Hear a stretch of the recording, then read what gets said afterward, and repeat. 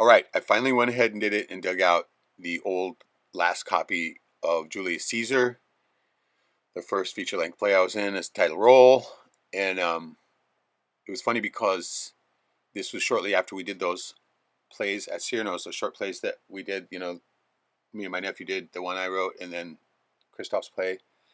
But see, our play was on Thursday and Christoph's was on Friday, the Ravens play, right?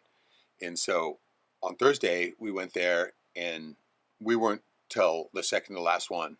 So we had time to sit around and watch a few of the plays. And we watched a couple of them and they were like, I mean, obviously, they put most of the crummy ones, you know, and so there was one that was actually, it was terrible, right? And it was the UAA students one, right? And the kid that wrote it, he admitted that it was trash later, but he had like the whole stage full of all of his friends from UAA, right? And one of them was this guy that was in, a couple of them were in the Caesar play too, right? And one of them in particular was the guy who was like the interrupter, and he was literally sitting in the audience and opens up a bag of chips and crunching them down. And they thought it'd be funny, and it just turned everybody off, and we're, you know, it just died. And so, anyway, we went downstairs and changed into our costumes and ran through our thing one more time. And then up we came to do it. And I remember we're standing there backstage, and the lights went down, and I'm like, fuck, man, I gotta do this. Here we go, right? And so I went out there. I went into my old man shuffle, and they started snickering right away. And so I was like, fuck, all right, I got this. And just took that nervous energy and transformed it into stage presence, right? And so pulled it off. And what was the weirdest part was afterwards, we got done, we went down, and we just pat each other on the back, talked about it. We were like, well, yeah, right. So, all right, so I suppose we should go up, right? And so we went up, and it was over by then, but the place was still crowded with people, right? And we just literally got fucking mobbed by them, right? Because we pretty much stole the night. And, I mean, there were old ladies standing there with like brandy snifters. We love you, darling. Who are you? But the weirdest part was the first guy, right? The first guy. As soon as we come up from backstage, this dude fucking literally runs over and drops down on his knees and starts doing this Om type shit, right? And I'm like, dude, get up. You're embarrassing yourself, right? And he's like, oh, that shit was awesome. And he just fucking went off on how they loved the bit. And so it took me, I mean, I was there for at least an hour later, talking to each. I literally had to go to each and every group and talk to these people, right? All the old ladies and whatnot. And luckily they served alcohol there, so I grabbed a beer, and by the time I was done, everybody was long gone, right? And that's when Tommy Deluxe had hit my nephew up, gave him his number for Anchorage Underground, and I got that the next day from him. Didn't even know about what was going on with the TV thing then, you know. But was completely encouraged to go and audition for Julius Caesar, which I did, and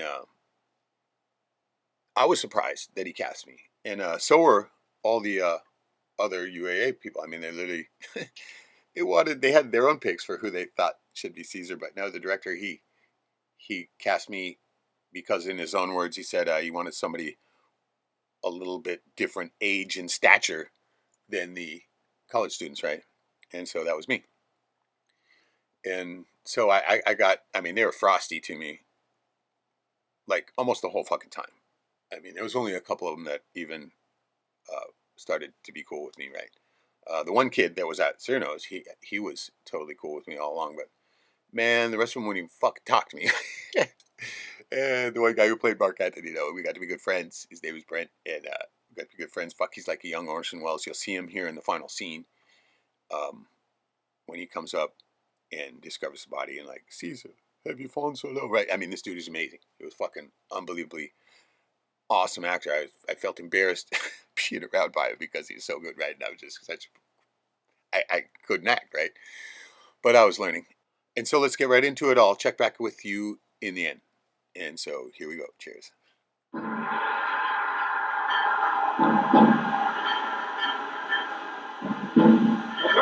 Peace, silence, Caesar speaks! Stand directly in Antonius' way when he runs his course. Antonius, Caesar. Forget not, Antonius, to touch Calpurnia. For our eldest say, the Baron, touched in this holy chase, Shake off their sterile curse. I shall remember. When Caesar says do this, it is done. Set on, and leave no ceremony out. Caesar. Ha!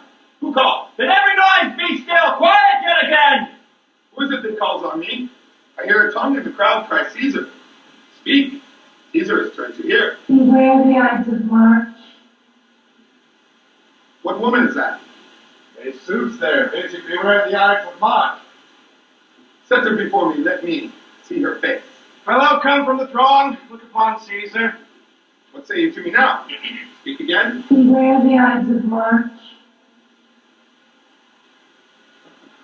She is a dreamer. Let us pass.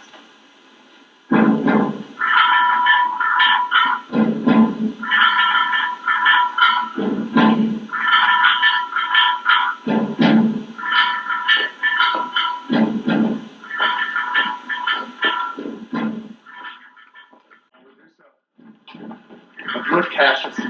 An angry spot blows on Caesar's cheek and the rest looks like chidden pups. His face is pale, and Cicero looks with such fiery eyes as we have seen her in the Capitol being crossed in conference by some senators. Ask them what the matter is. Julius Caesar, let me have men about me that are fat. Speak anything, such as sleep nights. Young Cassius has a lean and hungry look. He thinks too much. Such men are dangerous. Fear him not, Caesar. He's not dangerous. He is a noble Roman and well respected. Would he were fatter. But they do not fear him. Yet if I were liable to fear, I do not know the man I should avoid so soon as that spare Cassius. He reads too much. He is a great observer. He looks quite through the deeds of men. He hears no music. Seldom smiles. And when he smiles, as if he mocked himself and scorned his spirit to be moved to smile at anything. Such men as he be never at heart's ease, whilst they behold a greater than themselves, and therefore are they very dangerous.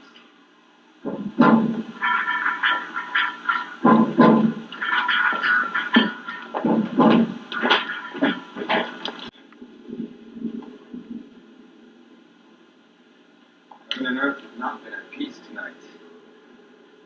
Thrice has Calpurnia cried out in her sleep, help, and murder Caesar. Who's within? Sir, Go bid the astrologers cast an augury, and bring me their opinions of success. I will, sir. What do you mean to do, Caesar? You shall not stir out of the house today. Caesar shall go forth. The things that threaten me have looked but on my back. When they see the face of Caesar, they vanish. Caesar, I never stood on prophecies and horoscopes. Now they frighten me.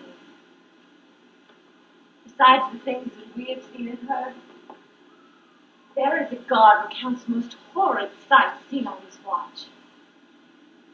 Graves have yawned and yielded up their dead. Fierce, fiery warriors fought on the clouds in ranks and squadrons and ancient forms of war which drizzled blood on the Capitol. The noise of battle in the air, screams and groans of dying men, and ghost shrieks and squeals about the streets. These things are beyond our comprehension, and I do fear them. What can be avoided that is destined by the gods? Yet Caesar shall go forth. But these predictions are to the world in general as much as to Caesar. When beggars die, there are no comets seen. The heavens themselves blaze forth the death of princes. Cowards die many times before their deaths. The valiant never tasted death but once. All the wonders I have yet heard, it seems to me most strange that men should fear seeing death, the necessary end, will come when it will come. What say the augurs? They would not have you stir forth today. Plucking the entrails of the offering, they could not find the heart within the beast. The gods do this in shame of cowardice. Why Caesar should be a beast without a heart if he should stay at home today for fear. No, Caesar shall not. For danger knows full well that I am more dangerous than he. We are two lions born on the same day, and I the elder. more terrible. Caesar shall go forth. Alas, my lord, your wisdom is consumed in confidence. Do not go forth today. Call it my fear that keeps you in the house and not your own. Send Mark Antony to the Senate house, and he should tell them you're not well today. Let me, upon my knees, prevail in this. Mark Antony shall say I'm not well, and for your humor. Here's Decius Brutus, he shall tell them. Caesar, good morrow. I've come to fetch you to the Senate house. And you are come at a very happy time to bear my greetings to the senators, and tell them I will not come today. Cannot is false, and that I dare not, falser. I will not come today. Tell them so, Decius. Say he is sick. Shall Caesar send a lie? Shall I be afraid to tell the Senate the truth? Decius, tell them I will not come. Caesar, let me know some cause, lest I be laughed at when I tell them so. The cause is in my will. I will not come. That is enough to satisfy the Senate. But for your private satisfaction, because I respect you, I will have you know, Calpurnia here, my wife, keeps me at home today. She turned tonight, she saw my statue like a fountain with 100 spouts run pure blood. And many a Romans came, smiling, and washed their hands in it. And this does she apply as a warning and a portent of imminent evil, and as on me, beg that I say This dream, it is all misinterpreted. It was a fair and a fortunate vision. Your statue, starting blood, in which so many smiling Romans bathed, signifies that from you, great Rome shall suck reviving blood. That is what Calpurnia's dream signifies. In this way, you have well expounded it. Well, haven't you heard what I can say and know it now?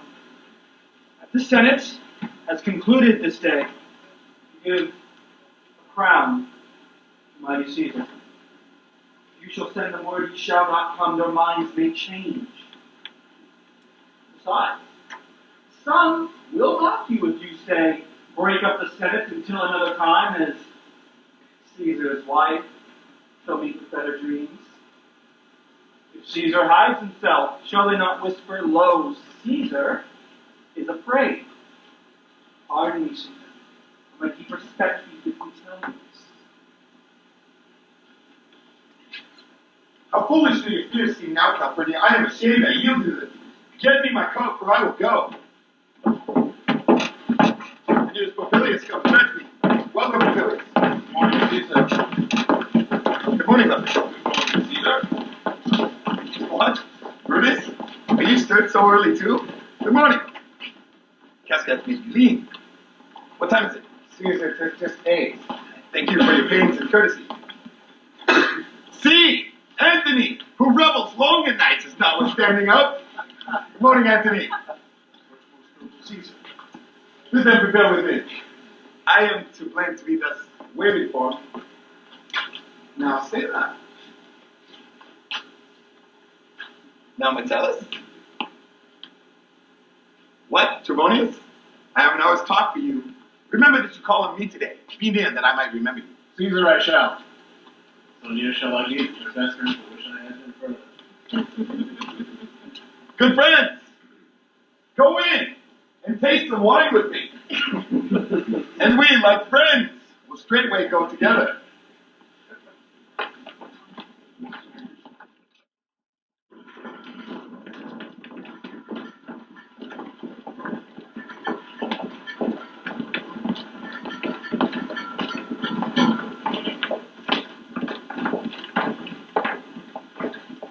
The Ides of March are come.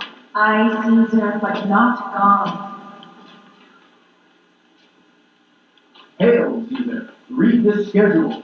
Trebonius desires you to read at your leisure his uncles. Oh, Caesar, read mine first, or my dispute that touches Caesar nearest. Read it, great Caesar. What touches ourselves first shall be last, sir.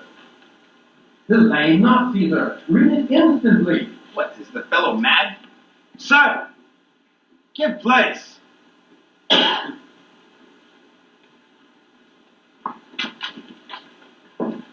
I do wish today Your enterprise may thrive. What enterprise, Julius? Very well. What did FREAKIN'STEIN say? Which enterprise might thrive? Until our purpose is discovered. Mark how he speaks to Caesar. Has to be sudden for your discovery, Brutus.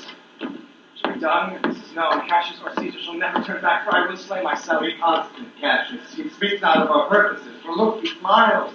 And Caesar does not change. Well, look, Trebonius knows his time. He draws Mark Antony out of the way. Where's Metellus Civic? Let him forward his first to Caesar. He's addressed. Questioner is seconded. Asking you in his first appears his head. Are we all ready? What is now amiss that Caesar and the Senate must redress? Most high, most mighty, most compassionate Caesar. Metellus Civic throws before thy seat a humble heart. I must prevent you, Civic. These couchings and lowly courtesies might fire the blood of ordinary men, and turn judgment and first degree into law of children. Sweet words, low crooked curtsies, and base, manual fawning will not change my judgment. Your brother, by decree, is banished. You bend and pray and bond for him. I spurn thee like a cur out of my way.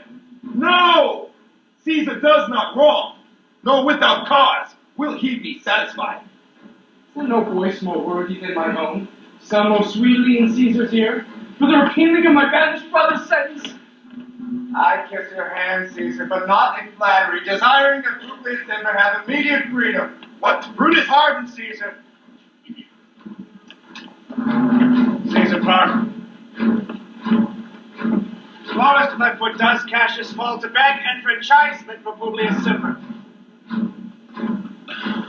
I could be moved if I were as you. If I could pray to move, prayers would move me. But I am constant as the northern star.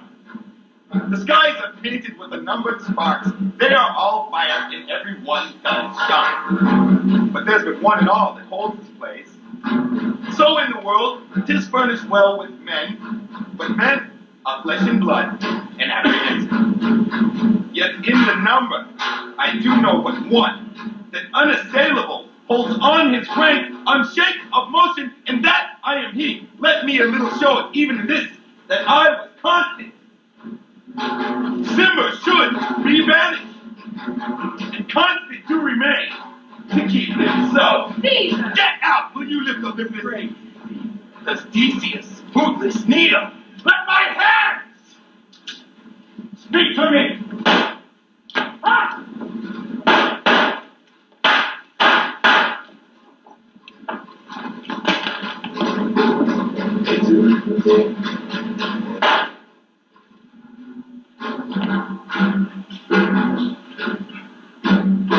Liberty!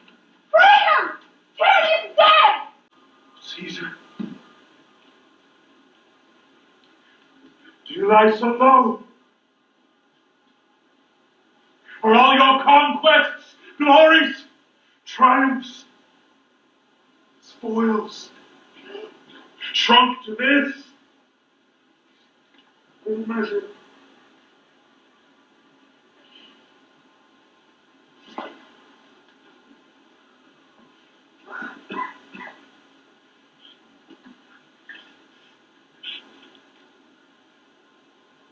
Fare thee well.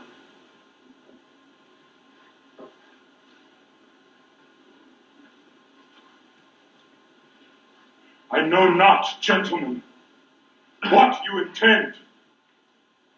Who else must die? Who else is marked? If I myself, there is no hour so fit as Caesar's death hour, nor no instrument of half that worth as those. Your weapons made rich with the most noble blood of all this world. If you bear me hard, now, while your purple hands still reek and smoke, fulfill your pleasure! In 1,000 years I shall never find myself so ready to die.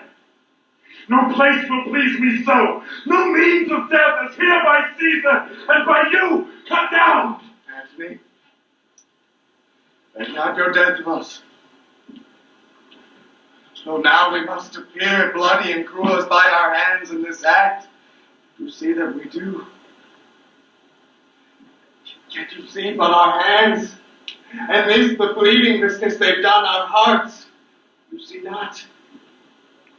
They are pitiful. And pity to the general wrong of Rome has done this deed on Caesar.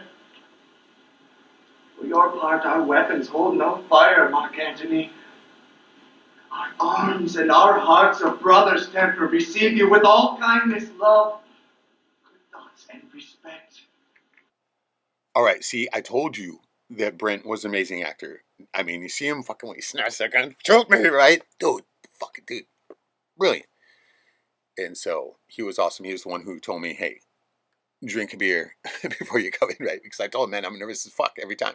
I go out there, I'm the first guy, right? I mean, everybody goes on stage and I'm the first lines, right? I come out and start doing my Caesar bit, right? And so he was the one who said, yeah, don't worry, by the end of it, we're going to have a case of beer out the back, right? I'm like, right on. I started to bring my flask and fuck, he was right. Luckily, the performance you just saw was with a live audience, was one of our last ones, right? And by then I'd grown into the role, and they said that really made a lot of progress throughout it. And so I was grateful for that. But I hope you enjoyed it. Dude, the rest of the play was really cool. Like I said, they modernized the language. You could actually understand Shakespeare, you know, most of it anyway. Some of it was still confusing, but the whole stage gun thing was awesome. And there's a lot of it that was really good. I finally got to watch it. After I got done being a corpse, I was more time on stage as a corpse than I did as a live actor, right? And so I finally got to watch it. And oh, fuck, man, dude, the shit was good. It was. So I might use parts of it and some other things. I should probably record the whole thing before that VCR tape swallows its ass completely. And I no longer have a record of it. But I hope you enjoyed it. And we'll be back with some more. You get to see some more of my stuff I wrote, because most of the stuff I was in after that, I don't think I ever did any more plays. Oh, wait. Fuck, that's right, I did Amadeus. But anyway, I hope you liked it. Let me know what you thought about the fledgling actor 2001. We're talking 22 years ago, right? So anyway, have a good one. Cheers.